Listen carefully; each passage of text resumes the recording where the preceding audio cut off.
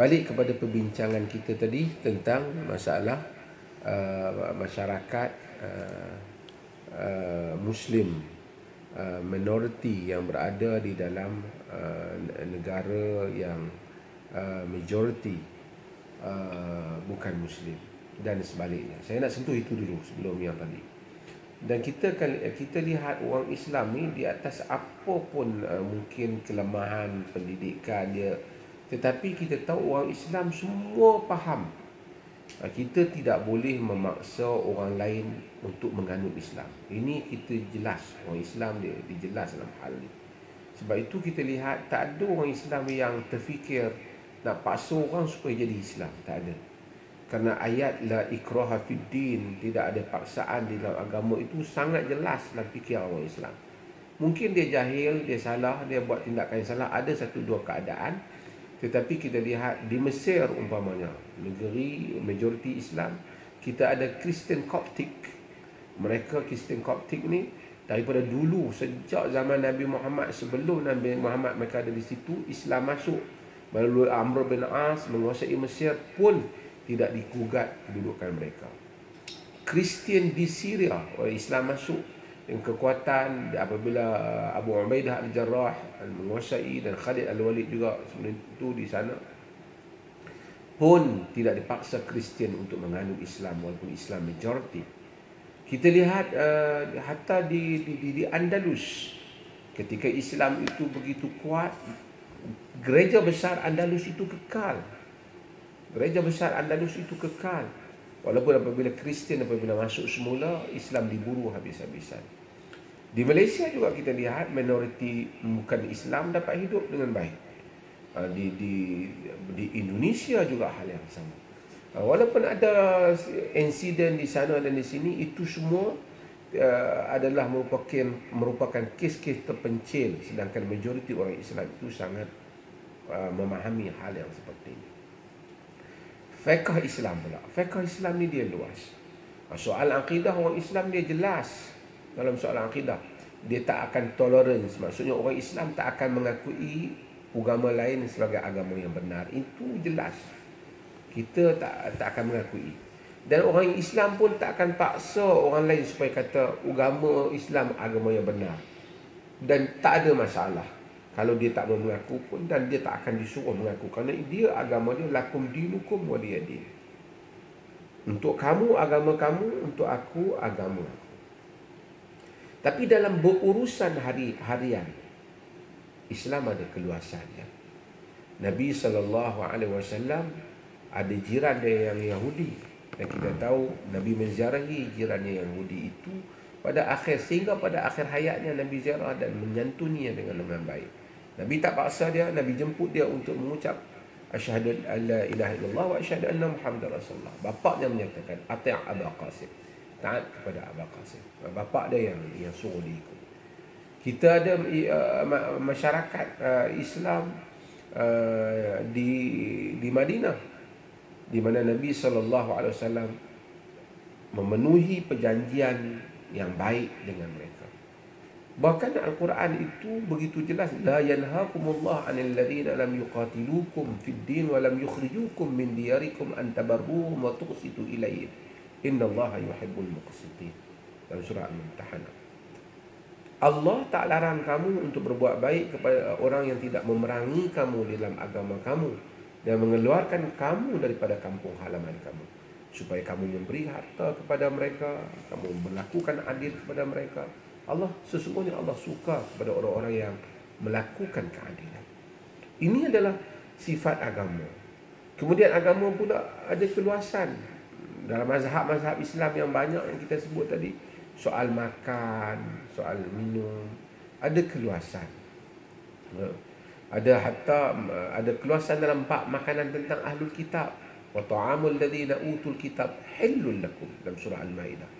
Dan makanan orang-orang yang diberikan kitab kepada mereka halal untuk kamu. Maka dengan itu ada kelonggaran dalam hal ini. Walaupun fiqahnya tetap menyatakan Kristian munharif, agamanya telah terubah ataupun diubah. Tapi boleh pula makanan ahli kitab itu. Wal muhsanatu minal ladzina utul kitab. Bahkan boleh pula berkahwin dengan wanita-wanita ahli kitab di dalam mazhab yang lain, dalam mazhab Syafi'i sedikit ada apa, ada ruang yang agak ketat di situ, ada ketat di situ. Tapi mazhab lain, fatwa-fatwa antarabangsa dalam hal ini ada keluasan tentang hal ini, kerana ini adalah soal fiqh. Soal fiqh. Hatta di dalam mengamalkan Islam itu kita lihat ada banyak sekolah-sekolah pemikiran, mazhab-mazhab dalam Islam. Mazhab Ahli Sunnah kita ada mazhab Abu Hanifah, ada mazhab Malik, ada mazhab Syafi'i, ada mazhab Hanbali. Dan mazhab-mazhab ini menjadi satu keluasan kadang-kadang untuk orang Islam mengamalkan Islam. Kalau kerana mungkin orang Melayu, orang India ada latar yang tersendiri. Islam raikan latar itu. Orang Melayu ada latarnya yang tersendiri. Bahkan dalam fiqh Islam itu, dalam usul fiqh disebut al-adatu muhakkamah. Adat itu juga boleh dijadikan faktor di dalam menentukan hukum berdasarkan kepada adat sesuatu kaum. Dan ini adalah merupakan keluasan fiqh Islam, menjadikan fiqh Islam itu boleh diamalkan. Walaupun akidah benda di dalam dada tak akan berubah. Tapi fiqh Islam ini apabila ada keadaan yang tertentu yang sukar, ada keluasan. Orang-orang yang hidup di negeri seperti minoriti, termasuk kawan sahabat-sahabat kita di selatan Thailand, ada hukum hakam fiqh dia yang tak sama seperti Malaysia. Malaysia mungkin kita kena ikut keputusan-keputusan yang telah diputuskan di dalam hal ehwal agama, kadar zakat dan seumpamanya diputuskan oleh pemerintah. Di sana mungkin pemerintah tak putuskan, mungkin majlis-majlis agama Islam terpaksa memainkan peranan yang tersendiri.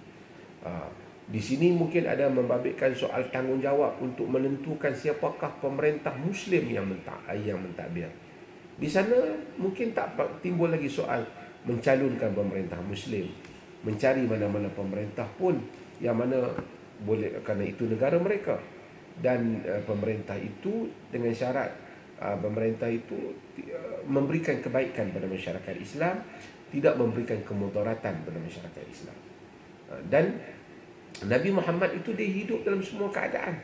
Dia pernah hidup sebagai rakyat ketika duduk di Mekah, rakyat yang baik, duduk di bawah pemerintah orang lain. Kemudian apabila Nabi SAW datang ke Madinah, baginda menjadi pemerintah. Ada hukum hakam sebagai pemerintah. Jadi orang Thailand Muslim duduk di bawah pemerintah bukan Islam. Ada adab-adab dia, ada peraturan-peraturannya. Islam tidak mahu kita mengganggu-gugat keamanan yang telah ada di suatu tempat. Kalau kita nak hidup sebagai negara majoriti Islam, ada di seberang sini. Kalau hidup di seberang sana, hidup sebagai minoriti. Kita mungkin tidak menguasai kuasa, tapi kita mempunyai ruang untuk menunjukkan contoh yang baik kepada orang bukan Islam. Menjadi tanggungjawab kita berdakwah dengan cara menunjukkan good example, contoh yang baik. Dan kita dalam agama ni begitu luas. Beri makan sedekah kepada orang Islam dapat pahala, bagi kepada orang bukan Islam pun dapat juga pahala. Jangan apabila kita hidup dengan orang bukan Islam, nampak orang bukan Islam itu lebih berkebajikan daripada kita, lebih banyak buat baik daripada kita. Kita patut menunjukkan lebih banyak berbuat baik pada mereka, kerana agama kita menyuruh orang Islam pada peringkat awal mereka rasa reluctant, macam berat sikit nak bagi sedekah kepada orang bukan Islam.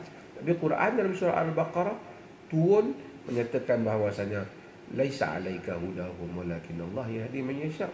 Bukan tanggungjawab engkau untuk bagi hidayah pada mereka. Allah memberikan hidayah pada siapa yang mereka Allah kehendaki. Wa ma tunfiqu min khairin fali anfusikum. Apa yang kamu belanja daripada kebaikan, maka itu balik kepada kamu. Maka sebab itu maka orang Islam pun boleh untuk memberikan bantuan kepada orang bukan Islam. Ini fiqh Islam yang luas. Sebab itu ada fiqh kita bagaimana berinteraksi dengan orang bukan Islam. Macam mana kita tak boleh herdik dia dalam perkara yang dia tidak menimbulkan permusuhan dengan kita. Bahkan agama tak benarkan kita mencerca berhala dia. Jika kita cercaan itu menyebabkan berlaku permusuhan, dia menyerang agama kita tanpa sebab, dengan atas kejahilan. Dalam surah Al-An'am Allah menyatakan la wala tasubbul ladina yad'una min dunillah fa yasubbullaha adawan bighairi ilm. Jangan kamu maki orang yang menyembah selain daripada Allah, nanti mereka akan maki Allah, cerca Allah, permusuhan tanpa ilmu pengetahuan. Ini semua kita tengok akidah tetap duduk dalam dada, tetapi cara berinteraksi itu mempunyai cara kita berurusan, mempunyai keluasannya yang diberikan oleh fiqh kita. Sebab itu mungkin orang di Malaysia dan juga di selatan Thailand, kita semua hari demi hari mesti mendalami apa yang dikatakan fiqh ataupun fiqh interaksi at-ta'amul ataupun al-muamalah ma'a ghair muslimin, berurusan bermuamalat dengan orang-orang yang bukan Islam.